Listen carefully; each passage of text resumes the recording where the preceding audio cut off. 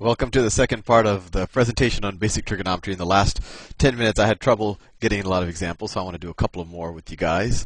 Okay, so let me start over just because this got messy. And we're just going to do what we did the last time around. So let me just draw another right triangle. Let me make sure it's not going to be too big. Okay, so here's my right triangle, and let me just throw out some random sides. Let me say that this is 6. This is, let's make this side 5. And then if this is a right triangle, Pythagorean theorem tells us that this would be the square root of what? 36 plus 25 is equal to the square root of 61. I think that's right. I've gotten feedback on some of my other videos that I tend to get this type of addition wrong.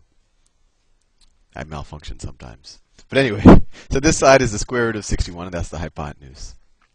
So let's get started with some problems. If I were to ask you, well, let's see, let's call this angle theta. And I want to know what is the tangent of theta? And we'll shorten that as tangent of tan of theta. What is the tangent of this angle right here? Well, you probably already forgot what the definition of tangent is, so I will repeat it. In fact, I will write up in this corner, SOHCAHTOA. So I think now your brain might be refreshed, and you'll remember that TOA is the mnemonic for tangent. And it says that tangent is equal to the opposite over the adjacent. So the tangent of theta is equal to the opposite side. Well, that's this side. That's the side that's length 5 over the adjacent side. That's this side, the side of length 6. That was pretty easy, huh? The tangent of theta is 5 over 6. And we'll just do a couple more. All right, we'll just go through all of the trig functions, or at least the basic trig functions. What is the sine of theta? Well, let's go back to our mnemonic. SOHCAHTOA. This is one of the few things in mathematics that you should probably memorize. It's kind of a funny word anyway. And so defines sine and tells us that sine is opposite over hypotenuse. Opposite over hypotenuse. Well, the opposite side, once again, is 5. And what's the hypotenuse? Well, the hypotenuse we just figured out was the square root of 61. The square root of 61. And a lot of people don't like irrational denominators, so we can rationalize the denominator. And we do that by multiplying the numerator and the denominator by this square root of 61. So if we say that this is equal to 5 over the square root of 61 times the square root of 61 over the square root of 61, right? We're just multiplying it by 1 because this is the same thing, top and bottom. This equals 5 square roots of 61 over, what's the square root of 61 times the square root of 61? Oh yeah, it's 61. So the sine of theta is 5 square roots of 61 over 61.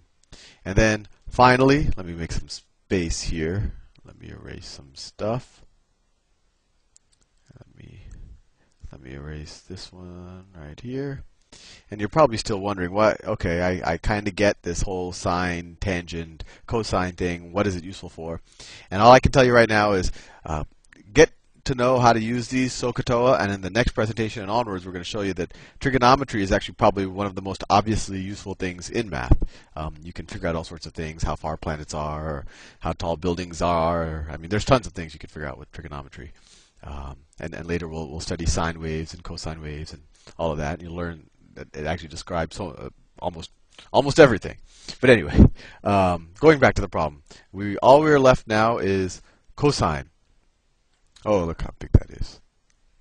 Cosine of theta equals. We'll go back to our mnemonic. SOHCAHTOA. Well, cosine is adjacent over hypotenuse. So once again, what's the adjacent side? Well, this is the angle we're finding the cosine of, so the adjacent side is right here. It's a length 6. So it equals the adjacent side, which is 6, right? And we figured out what the hypotenuse was. That's this side. It's length square root of 61. And if we rationalize this denominator, we get 6 square roots of 61 over 61. It's kind of messy numbers.